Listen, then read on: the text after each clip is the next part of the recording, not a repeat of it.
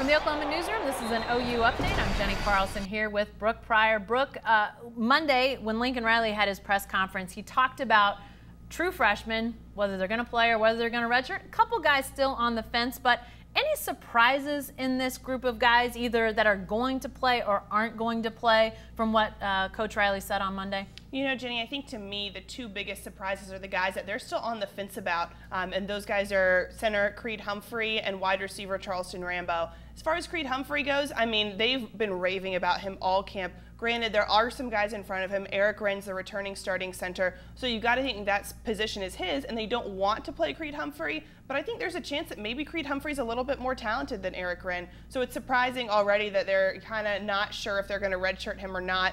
And then I think the other biggest surprise is Charleston Rambo. You know, he's an inside receiver. With Nick Basquin going down in camp, we thought maybe Charleston Rambo would have one of the better shots of the freshmen to get on the field early, but it sounds like they're kind of on the fence about him so far. Yeah, and then some guys that we weren't surprised at all about. Kenneth Murray probably leading the way, a guy that is expected to potentially be named a starter at middle linebacker as a true freshman. Trey Sermon, the running back, CeeDee Lamb, the wide receiver. It sounds like CeeDee Lamb might be a return man for them too. Yeah, Jenny, I think that was one of the other surprises, is that they kind of like CeeDee Lamb. He's the leader. You know, Jay Boulware said, Lincoln Riley said, if the game was tomorrow, which would be today, CeeDee Lamb would be the starting punt returner, which is surprising because that's a big role for a freshman. You know, there's a lot of intricacies that kind of go into that position, and they feel comfortable enough with him and with the job that he's done in camp so far that they want to use him not only as a wide receiver, but on that return team. Lastly, about true freshmen, I thought it was interesting.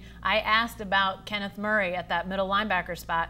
Lincoln Riley did not slow down the expectations on Kenneth Murray. He said this guy is as physically talented a linebacker as he's seen as a true freshman.